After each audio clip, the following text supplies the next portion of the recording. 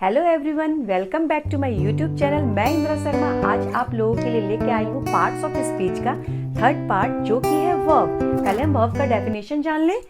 A verb is a word which shows an action, state and position. और हम सीधी सीधी भाषा में ये कह सकते हैं कि doing words are called verb, यानी कोई भी काम जो हम लोग करते हैं वो वर्ब या क्रिया होती है। हिंदी में भी डेफिनेशन जान लें। जिस शब्द से किसी कार्य के होने, दशा या स्वामित्व का बोध हो उसे क्रिया कहते हैं।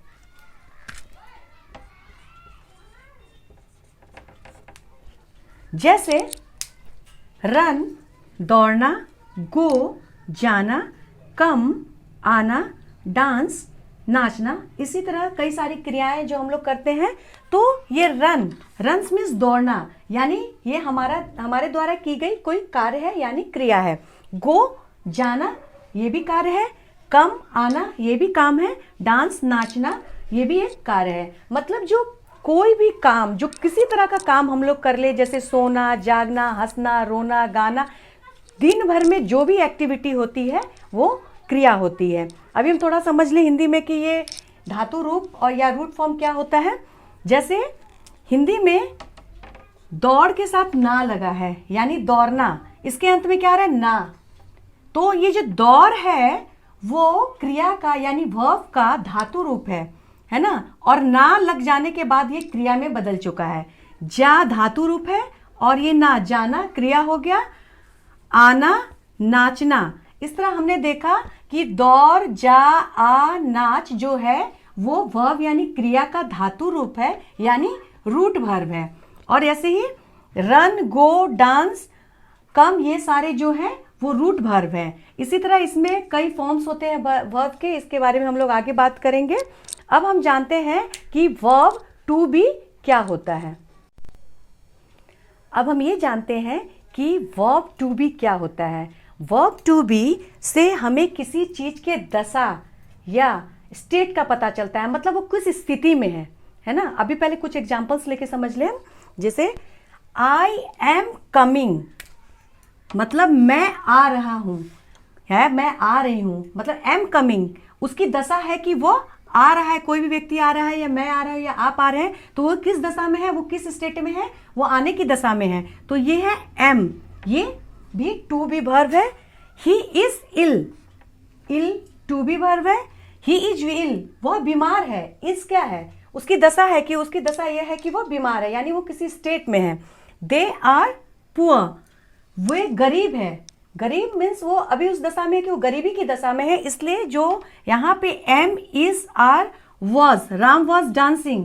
तो इससे हमें ये पता चलता है एम इज आर वॉज जो है वो स्टेट में है यानी अपनी किसी अवस्था में है। इसे टू बी वर्ब कहा जाता है। टू बी वर्ब के बारे में आगे हम और जानेंगे।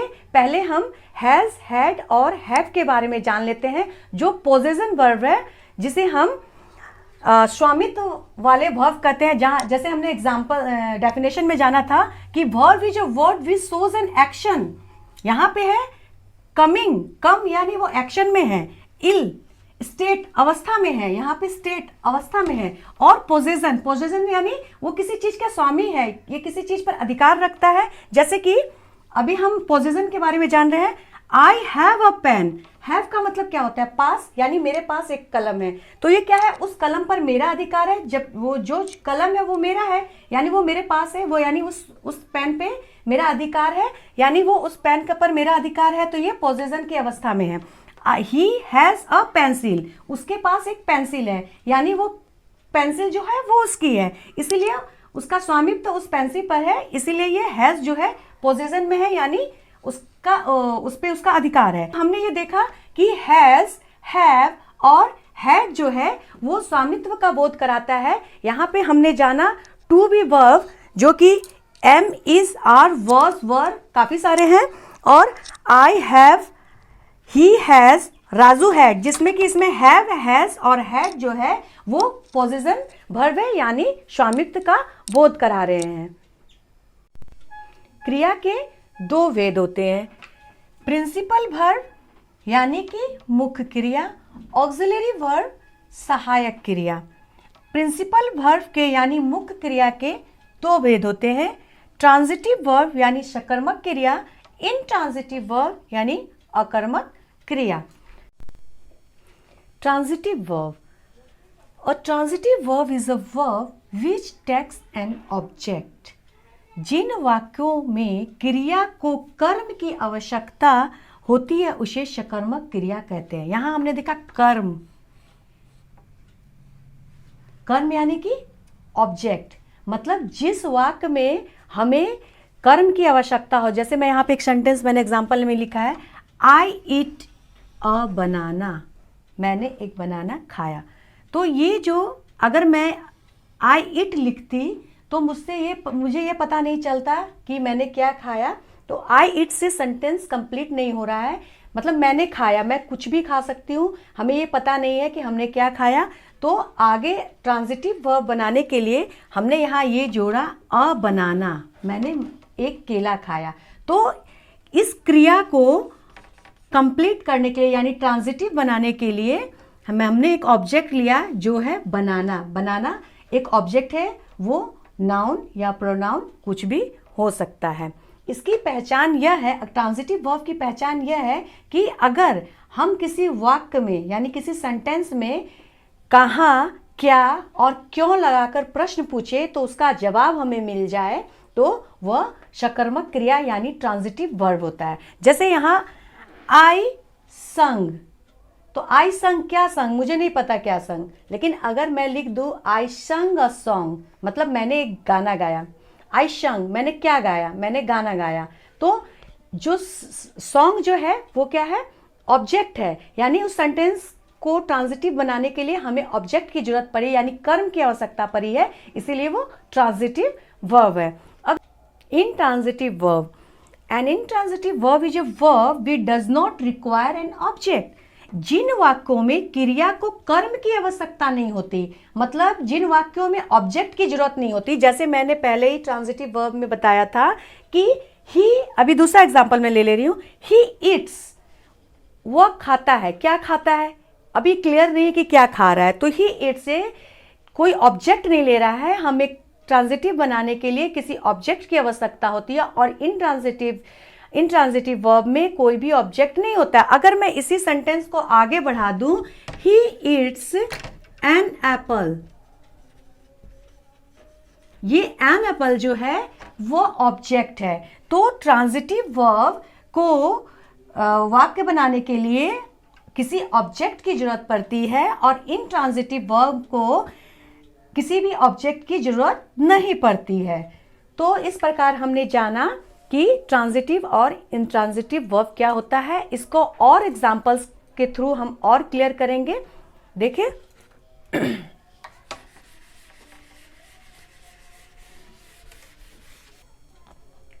ट्रांजिटिव और इनट्रांजिटिव यानी सकर्मक और अकर्मक क्रिया को और अच्छी तरह क्लियर कर लें। जैसे इनट्रांजिटिव यानी अकर्मक क्रिया, यहां पे मैंने लिखा ही रीड्स, तो अब प्रश्न पूछ के देखते हैं, ही रीड्स, वो क्या पढ़ता है। अब यहां बस हमें ये समझ में आ रहा है वो पढ़ता है, लेकिन क्या पढ़ता है इसका जवाब हमें नहीं मिल रहा है। इसका मतलब यह इनट्रांजिटिव वर्ब है, और इसको ट्रांजिटिव बनाने के लिए हमने यहां लिखा ही रीड्स अ बुक। अब हम अपने आप से प्रश्न पूछें वह क्या पढ़ता है, तो हमें यहाँ जवाब मिल रहा है ही रीड्स अ बुक, वह पुस्तक पढ़ता है, यानी वो बुक पढ़ रहा है। तो ये बुक जो है वो ऑब्जेक्ट है। इसका मतलब हमें ये सीधा यहाँ क्लियर हो रहा है कि ट्रांजिटिव वर्ब बनाने के लिए हमें किसी ऑब्जेक्ट की आवश्यकता होती है, जो कि इनट्रांजिटिव वर्ब में हमने ये सवाल पूछा था ही रीड्स। अब मैं क्वेश्चन करें वो क्या पढ़ रहा है ना, तो ये हमें यहाँ जवाब नहीं मिला कि हमने क्या पढ़ा, लेकिन दूसरे सेंटेंस यानी ट्रांजिटिव वर्ब में हमें यह जवाब मिला कि यह पुस्तक पढ़ता है। इसका मतलब वो ट्रांजिटिव वर्ब है। और ये पहला सेंटेंस जो इनट्रांजिटिव वर्ब है, आवर टीम वॉन, हमें यह प्रश्न पूछना है हमारी टीम ने क्या जीता। अब क्या जीता इस सेंटेंस में हमें जवाब नहीं मिल रहा है, लेकिन दूसरे सेंटेंस यानी ट्रांजिटिव वर्ब में हमें ये जवाब मिल रहा है our team won the match, हमारी टीम ने मैच जीता। तो यहाँ पे ये जो द मैच है वो ऑब्जेक्ट है ना, जो कि इनट्रांजिटिव वर्ब में ऑब्जेक्ट्स मिसिंग है। दूसरा तीसरा हमारा एग्जाम्पल, सी ब्रोक, उसने क्या तोड़ा। तो यहाँ पे हमें कुछ भी जवाब नहीं मिला, मिसिंग है। हम थर्ड सेंटेंस में हम यहाँ पे सी ब्रोक द कप, तो ये द कप जो है वह ऑब्जेक्ट है, हमें इससे प्रश्न का उत्तर यानी क्वेश्चन का आंसर मिल रहा है। सी ड्रिंक्स, वो क्या पीती है, हमने क्वेश्चन पूछा वो क्या पीती है, सी ड्रिंक्स, हमें यहाँ जवाब नहीं मिल रहा है। और लेकिन इसके इंट्रांजिटिव वर्ब में सी ड्रिंक्स मिल्क, वह दूध पीती है, यानी या जो है क्वेश्चन करने पर कि वो क्या पीती है, हमें जवाब मिल रहा है मिल्क। तो इस प्रकार हमने देखा कि इंट्रांजिटिव वर्ब में यानी अकर्मक क्रिया में कोई भी ऑब्जेक्ट यानी कर्म नहीं होता है, और ट्रांजिटिव वर्ब में यानी सकर्मक क्रिया में कर्म होता है। तो इस प्रकार हम लोग प्रश्न पूछकर यह जान सकते हैं कहाँ, क्यों और क्या, इस तरह के प्रश्न पूछ के हम ये जान सकते हैं कि कौन सा ट्रांजिटिव यानी सकर्मक क्रिया है और कौन सा अकर्मक यानी इंट्रांजिटिव क्रिया है। तो मुझे ये लग रहा है कि आप लोगों के को क्लियर हो चुकी होगी कि ट्रांजिटिव और इंट्रांजिटिव वर्ब क्या होता है। ऑक्सिलरी वर्ब या सहायक क्रियाएं, ऑक्सिलरी वर्ब 24 होते हैं, जो कि हैं is, am, are, was, were, shall, should, does, do, did, has, have, had, did, had, may, might, can, could, will, must, need, dare, used to, ये सारे जो है ऑक्सिलरी वर्ब है या सहायक क्रियाएं हैं। अब हम जान रहे हैं कि ऑक्सिलरी वर्ब कैसे प्रिंसिपल वर्ब के साथ काम करता है, यानी प्रिंसिपल वर्ब यानी मुख्य क्रिया। यहाँ इस सेंटेंस में आई एम रीडिंग, एम जो है यहाँ पे हेल्पिंग वर्ब का काम कर रहा है, क्योंकि अगर हम इस एम को यहाँ नहीं लिखे तो यहाँ कोई भी सेंटेंस नहीं बन पा रहा है। ये हमेशा ऑक्सिलरी वर्ब जो है हमेशा प्रिंसिपल वर्ब के आगे यानी पहले यूज होता है। ये रीड जो है, रीडिंग यानी कि ये मुख्य क्रिया है यानी कि प्रिंसिपल वर्ब है। तो यहाँ हम अगर इस सेंटेंस में ऑक्सिलरी वर्ब को हटा दें तो यह कोई भी सेंटेंस कंप्लीट नहीं कर पाएगा। तो इस सेंटेंस को कंप्लीट करने के लिए हमने हेल्पिंग वर्ब लिया है जो कि है एम, और रीडिंग जो है यहाँ पे प्रिंसिपल वर्ब है। इसी तरह ही इज प्लेइंग, प्लेइंग क्या है, प्रिंसिपल वर्ब है यानी कि मेन वर्ब है। प्रिंसिपल वर्ब को ही मेन वर्ब कहा जाता है, और यहाँ पे प्रिंसिपल वर्ब के आगे इज का यूज है जो कि हेल्पिंग वर्ब है। We have seen him, seen जो है वो प्रिंसिपल वर्ब है, और हैव यहाँ पे हेल्पिंग वर्ब है। सी विल कम, विल जो है यहाँ हेल्पिंग वर्ब का काम कर रहा है, और कम यहाँ पे मेन वर्ब है। You can do it, can यहाँ पे हेल्पिंग वर्ब है, और डू यहाँ पे इस सेंटेंस में आप समझे कैन और डू। यहाँ पे हमने बताया था कि ये जो कैन है हेल्पिंग वर्ब है और डू भी हेल्पिंग वर्ब है, लेकिन कहीं कहीं पे जो ऑक्सिलरी वर्ब है मेन वर्ब का भी काम करता है। जैसे यहाँ पे डू, डू मतलब करना, और कैन मतलब सकना, यू कैन डू इट, तुम कर सकते हो। तो यहाँ पे दो ऑक्सिलरी वर्ब का, आप कहेंगे कि दो ऑक्सिलरी वर्ब का यूज हुआ है, जी नहीं ऐसा नहीं है। यहाँ पे जो डू है वो मेन वर्ब का काम कर रहा है, और कैन जो है वो हेल्पिंग वर्ब का काम कर रहा है। इस तरह हमने देखा कि ऑक्सिलरी वर्ब भी कभी कभी मेन वर्ब का काम करता है।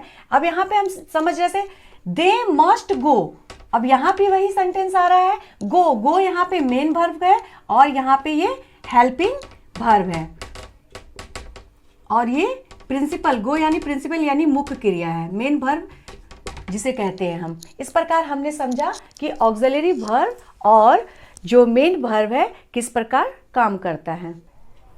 अब हम इसको थोड़ा और क्लियर कर लें कि ऑक्सिलरी वर्ब कहीं कहीं पर मेन वर्ब का भी काम करता है और कहीं पे हेल्पिंग वर्ब का भी काम करता है इन सेंटेंसेसों के थ्रू। यहाँ पे मेन वर्ब का अभी यहाँ पे जो मैंने सेंटेंसेस लिखी है यहाँ पे ऑक्सिलरी वर्ब मेन वर्ब का काम कर रही है। किस प्रकार जरा समझे, I am a girl, am यहाँ पे जो है एम क्या है, मैं एक लड़की हूँ, यहाँ पे एम मेन वर्ब के रूप में काम कर रहा है क्योंकि इसके आगे कोई भी क्रिया नहीं हो रहा है। वो अपने आप को यहाँ पे बता रहा है कि मैं एक लड़की हूँ, इसलिए यहाँ पे ये एम जो है मेन वर्ब का काम कर रहा है। इट इज़ ब्यूटीफुल, इसके आगे कोई भी मेन वर्ब नहीं है, यानी प्रिंसिपल वर्ब नहीं है, इसीलिए यहाँ पे ये मेन वर्ब का काम कर रहा है। यह सुंदर है। आई हैव अ बुक, मेरे पास एक पुस्तक है। यहाँ भी हैव जो है इसके आगे कोई भी प्रिंसिपल वर्ब यानी मेन वर्ब नहीं लगा हुआ है, इसीलिए यह भी हेल्पिंग वर्ब नहीं है बल्कि मेन वर्ब है। सी डिड इट, उसने किया। तो ये जो है डिड जो है यहाँ पे ये भी मेन वर्ब का ही काम कर रहा है। और इसको और थोड़ा सा क्लियर करें कि हेल्पिंग वर्ब और मेन वर्ब में यहाँ पे क्या अंतर हो रहा है।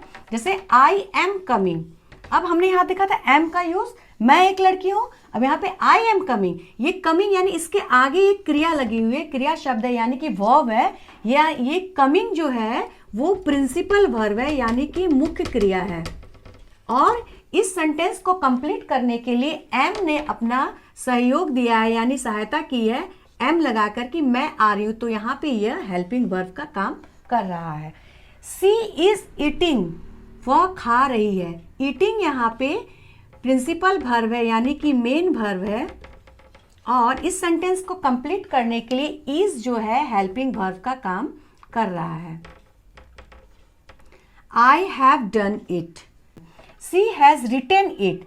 हैज यहाँ पे हेल्पिंग वर्ब इसीलिए है क्योंकि रिटेन ये प्रिंसिपल वर्ब है, इसके आगे एक क्रिया लगी हुई है जो कि प्रिंसिपल वर्ब यानी कि मुख्य क्रिया है। तो हैज जो है इस सेंटेंस को कंप्लीट करने के लिए वर्ब का काम कर रहा है। रिटेन भी वर्ब है और हैज भी वर्ब है, लेकिन फर्क यही है कि ये हेल्पिंग वर्ब है और ये मेन वर्ब है। इस तरह से जब हम देखते हैं कि जब एक ही वाक्य में दो वर्ब आता है तो उसे हम जो सेंटेंस जो है सेंटेंस को कंप्लीट करने के लिए अगर दो वर्ब की जरूरत पड़ती है तो वो कंपाउंड वर्ब भी कहलाता है। कंपाउंड वर्ब वो होते हैं जब अगर हम कोई भी वर्ब किसी सेंटेंस को कंप्लीट करने के लिए हमें दो वर्ब लेना पड़ता है, चाहे वो ऑक्सिलरी वर्ब हो चाहे वो मेन वर्ब हो, तो वो कंपाउंड वर्ब कहलाता है। मुझे उम्मीद है कि मेरी सारी वीडियोस आपको पसंद आ रही होंगी और मेरे द्वारा समझाई गई सारी चीज़ें क्लियर हो गई होंगी। अगर क्लियर नहीं हो रही है तो आप कमेंट सेक्शन में जा कर के मुझे कमेंट कर सकते हैं। और अगर अभी तक मेरे चैनल को सब्सक्राइब नहीं किया तो सब्सक्राइब ज़रूर करें और मेरी वीडियोस को लाइक शेयर कमेंट ज़रूर करें।